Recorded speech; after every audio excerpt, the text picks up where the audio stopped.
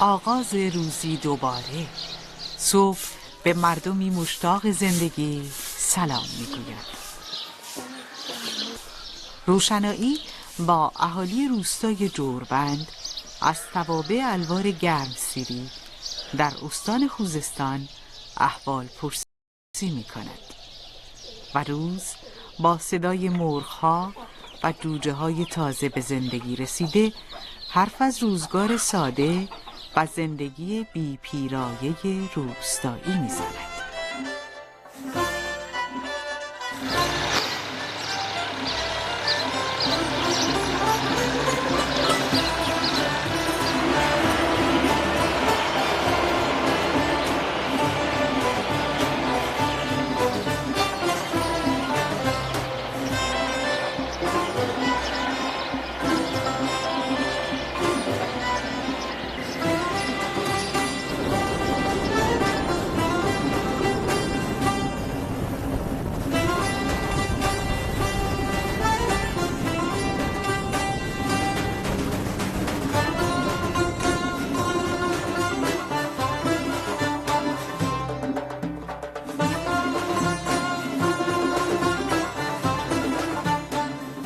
بسم الله الرحمن الرحیم. بنده علی صاحب کمال دهیار روستای جوربند هستم.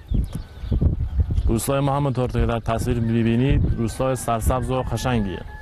با ما تشریف بیارید تا روستا ما را به شما معرفی کنیم.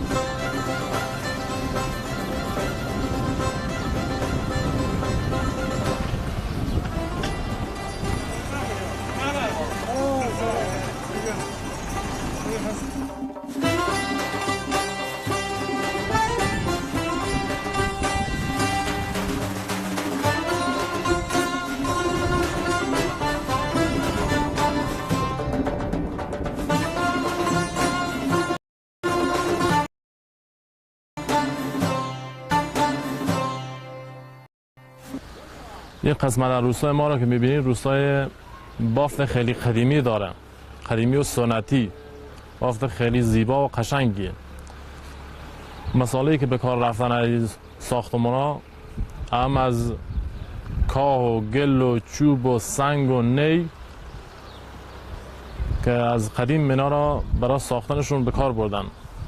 واقعا خیلی سنتی و قدیمی و با صفا هستن.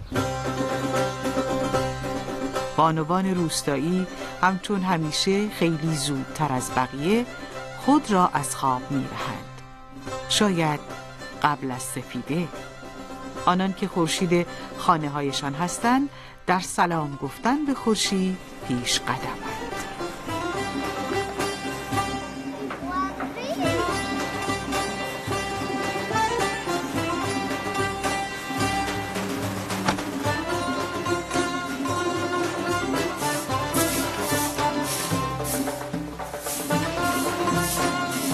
اندازه بیا.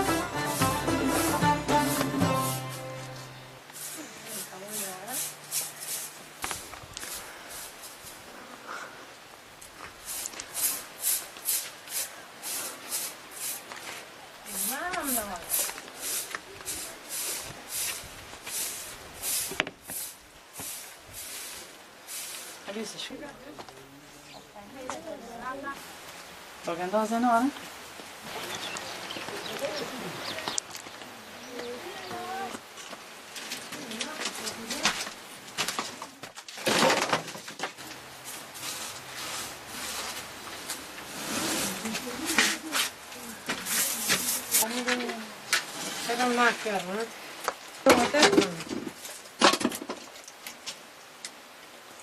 Is het je van bani?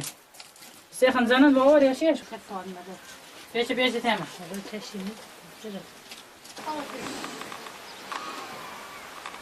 سیارم خامه تاسم بود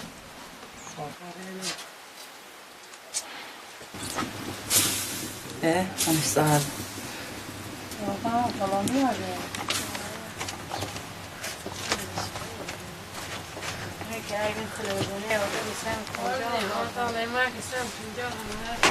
قرار است نان اهل خانه به ساده ترین شکل اما با لذیذ ترین طعم فراهم آید.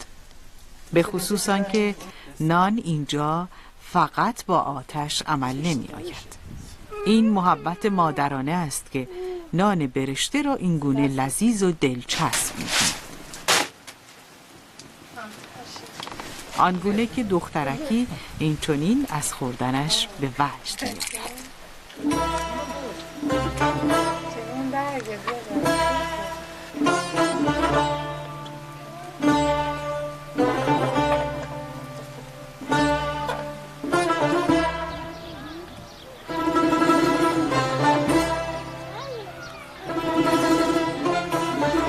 وقتی یاد گرفتن در روستا خیلی زود فرا می رسد. یاد گرفتن مهارت‌های زندگی. دخترک در آغوش مادر بزرگ با مشق در تب و تاب زندگی می رود و می آید تا یاد بگیرد برای به دست آوردن قوت هم باید صبور بود، هم تلاش کرد و هم آمد. و همیشه در پیچیدگی نیست که به هدف می رسیم. گاهی زندگی دلپذیر و قابل دسترس است، اما به سادگی زدن مشق در صبح یک روز بهاری، در اولین سالهای زندگی، در دشتی فراخ با خانه‌های گلین و گاه از سنگ و چوب.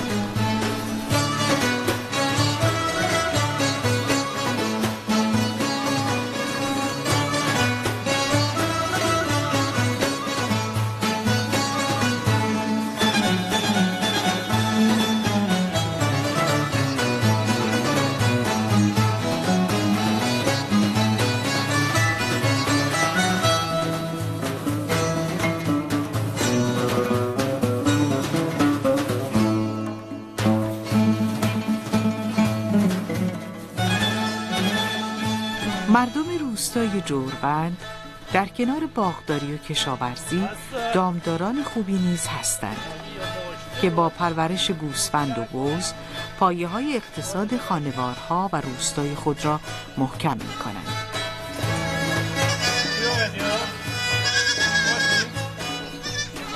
و از دیگر محصولات به دست آمده از دامپروری نیازهای دیگر خود را نیز فراهم می‌آورند. مثلا هر چند وقت یک بار موی بز و پشم گوسفند را میچینند تا در صنایع دستی همچون صنعت قالیبافی به کار آید. سلام علیکم. علیکم السلام. خوبی مجد الله، حال شما خوب؟ خسته خوبی نمیدونم. سلامت خوبی نمیدونم. سلامت خوبی قربان. کجا تشریف داشتی یا؟ سلامتی دو آقایون سیاسی مرد دور زمین آبادی. خب مقدار فیلم ده روستا و هگرتم. خیلی خوش اومد. قربان سلامتی. خوشحال می‌کنم قربان. چند تا گوسفند داری سلامتی؟ داریم الحمدلله خدا شکر. الحمدلله. بزم داری؟ بله هم بز داریم. بز تا تقریبا 100 تا 50 تا میشم چند تا درست دارم. چهارشو کرد یا من همین یاره آخریه. آخری هم خیلی هم خسته نمی انشالله. سلامت خیلی باشید هم قربان. مردای خونه دیگه گوسفندا را پشمشون میچینن برای بعد خانم‌ها بعد میشورنشون و بعد درست میکنن برای بند و قالی و ماشته و اینا ازشون استفاده میکنن.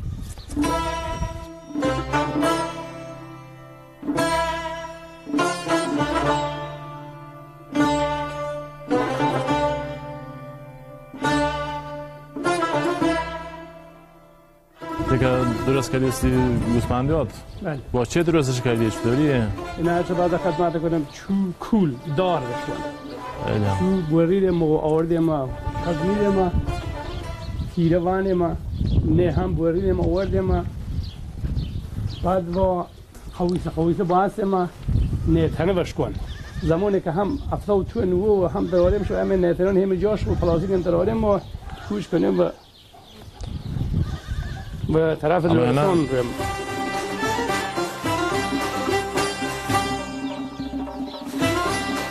زنان در این روستای پر از زندگی لحظه‌ای بیکار نیستند.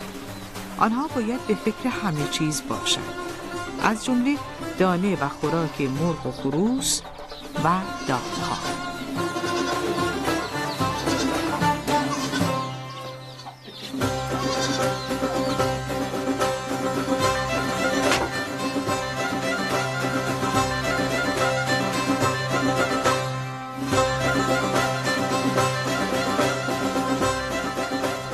وی کل زنانه وی کل زنانه وی هر کم تو وی که تو خو همه تو وی و یای بی تو ای دواد موری بو بی ای دواد موری بو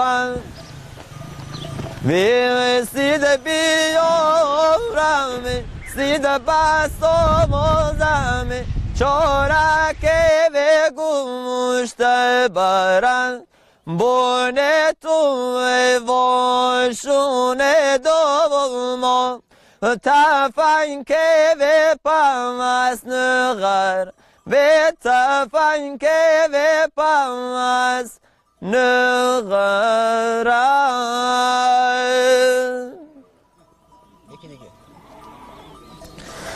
وی بزروان بزروان بزروان اما مال دوست پارکون پاوروان اما ای پاوروان اما وی راتیا و بردی صبر قورارم آرزو و دارم بیا و دیویارم بزروان بزروان بزروان اما یادم و دوست و پاوروان اما ای پاوروان اما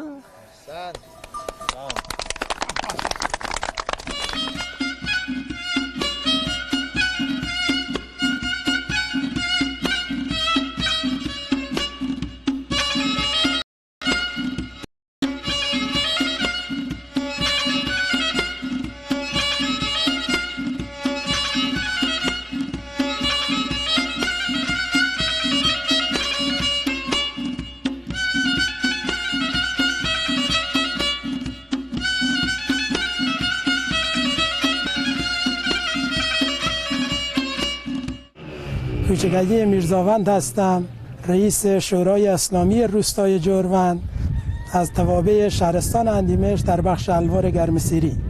روستای زیبای جوروند در 70 کیلومتری شمال شرق شهرستان اندیمش در بخش الوار گرمسیری واقع شده است. این روستا قدمت دیرینه‌ای دارد و دارای 134 خانوار و 742 نفر جمعیت که شغل اصلی این اهالی کشاورزی و دامداری است که در این زمینه نیاز به حمایت دولت دارد و به برکت نظام مقدس جمهوری اسلامی خدماتی در این روستا انجام گرفته که عبارتند از بهسازی روستا، ایجاد روشنایی معابر در سطح معابر روستا و فضای سبز در سطح روستا و همچنین مسجد، خانه بهداشت، مدرسه و پایگاه مقاومت بسیج که اینا در حال حاضر انجام گرفته‌اند. و این روستا همه از یک طایفه به اسم طایفه میرزاوند هستند که با اتحاد و وحدت همدلی در کنار هم زندگی می‌کنند. این روستا با این جمعیت که بزرگترین روستای منطقه الوار گرمسیری میباشد دارای مشکلات عدیده است که از مسئولین و دولت خدمتگزار انتظار داریم که جهت رفع این مشکلات برای رفع حال اهالی چاره‌ای بیاندیشند. با توجه به اینکه افزایش جمعیت و افزایش اهالی در این روستا بیش از آن سالهای قبل می باشد، منبع‌های آب برای لوله‌کشی آشامیدنی کوچک می باشند که در این زمینه انتظار داریم از مسئولین که جهت رفع این مشکل و بزرگ کردن منبع‌های آب که واقعا در فصل گرما اهالی با مشکل مواجهند چاره‌ای بیاندیشه و افتخار می کنم بنده حقیر که خادم این اهالی هستم.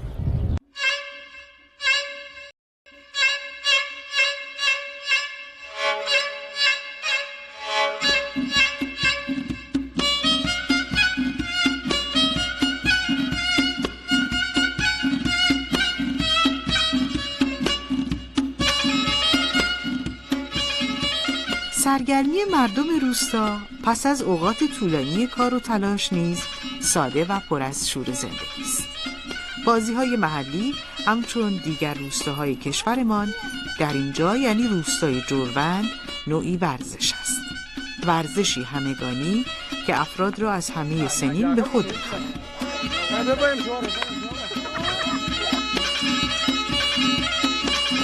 سطح سنگ بردیم، سطح هم میبرد. بعد موقع که شروع کنیم مثلا یه دونه اینو زم، یه دونه جوازه داره. یه دونه جوازش هم باز اگر اون هم زم، باید یه دونه جوازه داره که اون باید شروع کنیم. اگر اون هم زم، باید یه ماج بش کن. و می‌یک. دوباره باید بانش و اینو همون دارت شروع کنیم، در اول شروع کنیم. بعد که دو دونه اینو زم، سه دونه هم اونو بعد یک آخری بو و کل. همه باید شروع کنیم باشه یک بونیم اگر زمش بو 5 تا است. بعد بازی هم یه حد نیمسش مثلا یا 20 یا 30 اندازه نیمسیش. هر کسی که مثلا رسید 30 جلوتر رسید خدا رو برده. بازی شنو. باشه هم دال پلو. اسمش دال پلو. خب شروع کنیم ببینم. سطح تو بود سطح رو.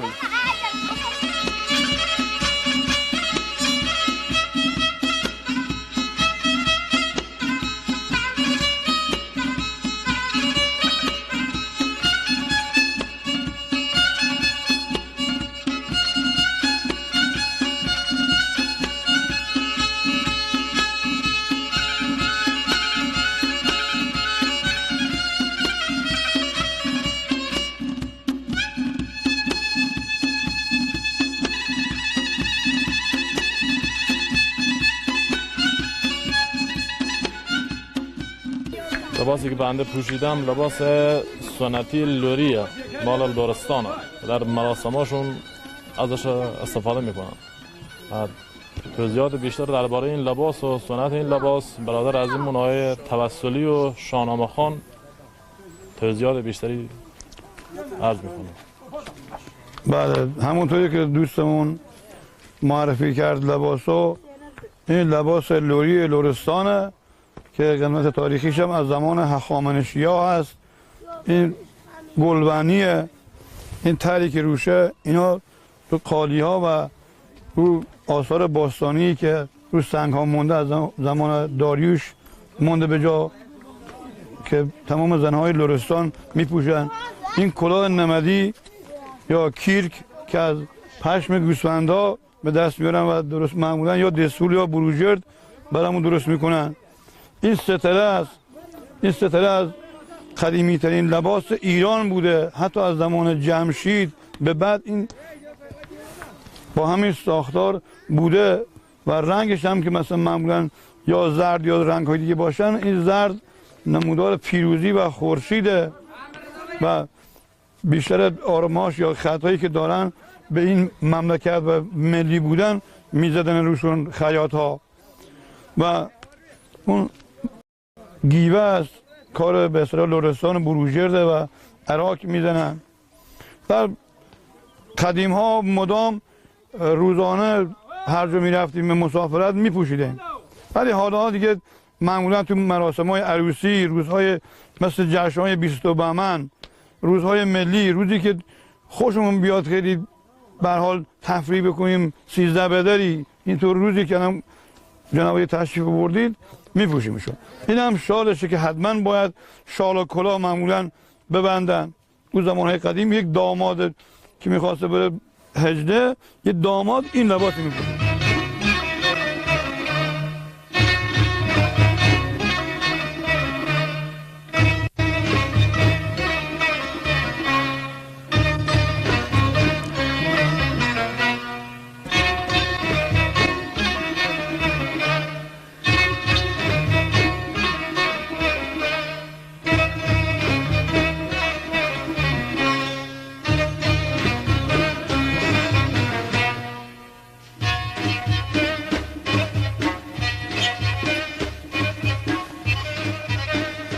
شاید در شهر باور این که هنوز آسیاب دستی و سنگی مورد استفاده قرار گیرد خیلی سخت باشد، اما اینجا در روستا هنوز بانوان غذایی را که در آسیاب‌های سنگی مقدماتش را فراهم آورند برای اهل خانه لذیذتر و مغذی‌تر می‌دانند.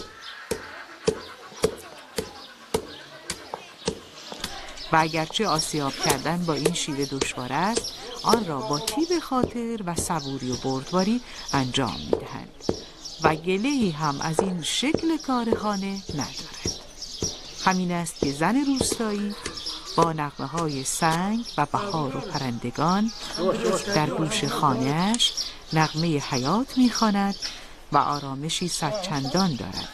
چاله قدیمیه، یعنی تقریبا در حدود 100 سال یک رسید و مثلا تدریجات مایه باشه باش مثلا دست خموان بعد هم کاری هاش انجام دیم کنار باشه یاریم مشکم آرد کنار قوی ترشی باشه یاریم بعد ترشی هم موقع که گوشت داریم خاطر مزهش که در رب گوجهش نمونیم اون رب گوجه اصلا استفاده نکنیم اینون بونشو من او بعد اوشون بونن من غذا در غذا خوشمزه بود بعد شام خورش جدا کلان خورش دیگه شو کنن خورش بدون برنجی باشه درست کنن خورش توشی شو اونا خو هم کنار هم شو درست کنیم کنار هم شو یاریم آرد کنار هم چه توزیدم یارم هم شو یاریم خیلی کاری هاش انجام میدم زمان قدیم بیشتر چالتاق واشو درست کردن حالا اون قدر چالتاق نداریم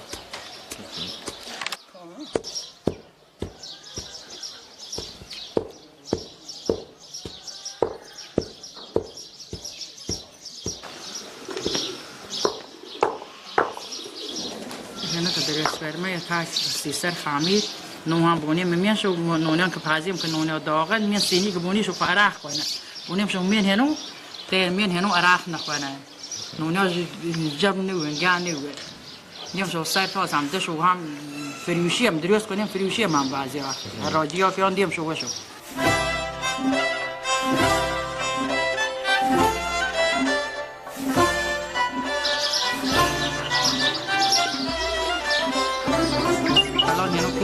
یا الاف توی است ماش کوین آیم شو ماش کوین پاک شو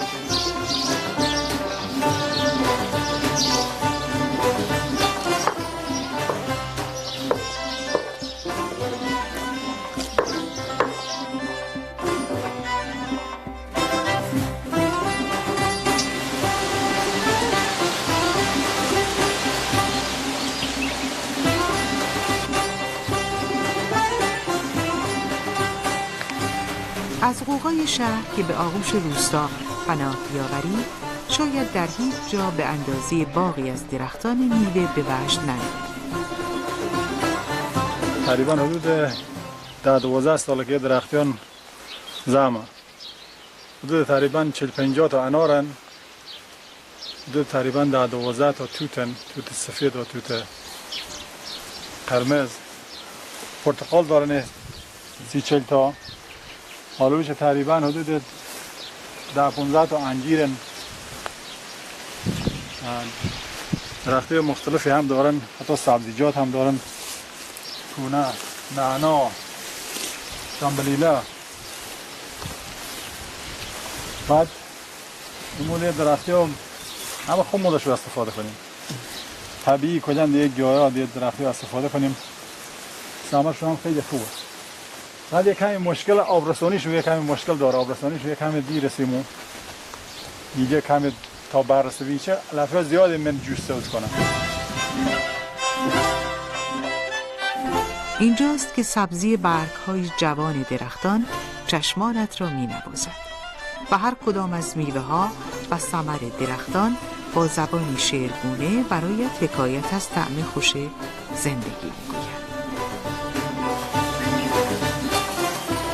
لیمو دارن حدود 10-12 تا لیمو دارن الحمدلله لیمو هم تو داستان خیلی هم خوبه این حدود لیمو مثلا هر لیمو 3 جعبه 4 جعبه دشو برآورده بوده انگورا خو ماشاءالله انگورا خو خیلی خوبن به جای مختلفی هم آورد مزمشونه مثلا جای آوردمشونه که هیچ واویچه سازگار باید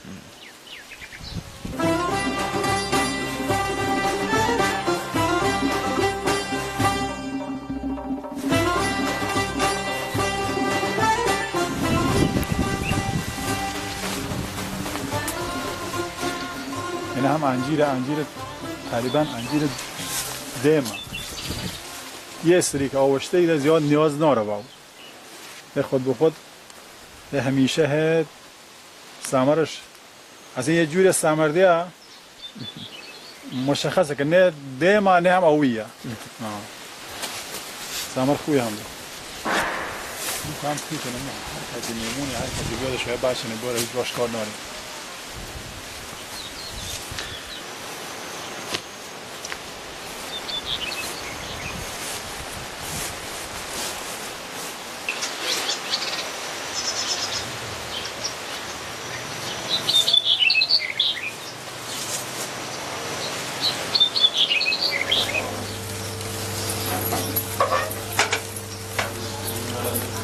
ساعت شش دیواره همون معلوم می‌دونی؟ باشه لباس محلی هر دو خب باشه تمام داره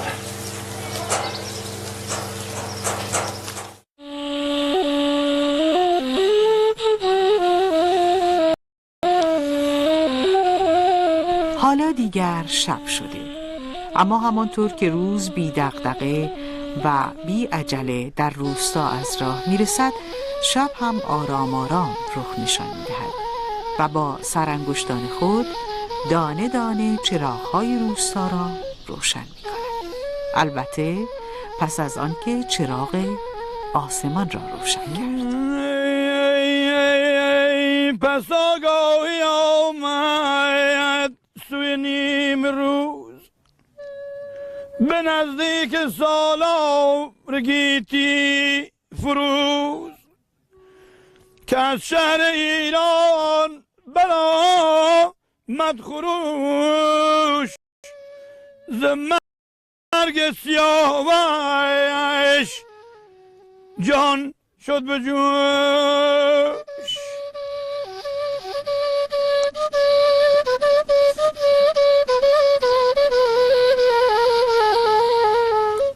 دریغا که بدخواه دلشاد گشته دریغا که رنجم همه باد گشت آخه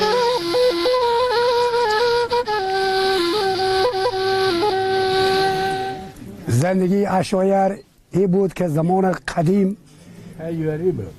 نه خیلی انکامات ناشتن نه جعلوی نه جعل قطار بی هیچ نی فقط با مال کوچ کردن رفتن ایلاق برگشتن اومد بعد زندگی خوراکشو هم بیشتر بلوط بود بلوط چیدن دار اما پایین یه اسبایی به اسم رانجه پاکش کردن بعد برشتنش بعد خشکش کردن 2 مرتبه آردش کردن و خوابش کردن آب گذاشتنش زریا بعد آوردن با سنج سوینشو کلگش کردن به نام کلگ بعد یادشو که آرد نبود کسکه باش کردن زر ری پر رو کسکه کردن انکومات یه ما سخت بود بیتر ایسا الحمدلله خوبه بیتره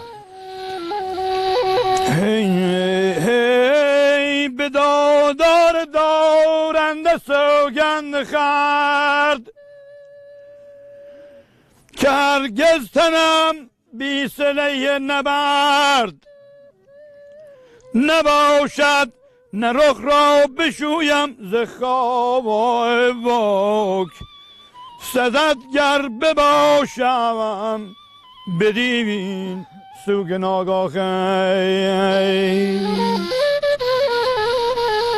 خدا حافظ اهالی روستای جوربند، خانواده های میرزاوند، باز هم به مهربانی شما سلام خواهیم.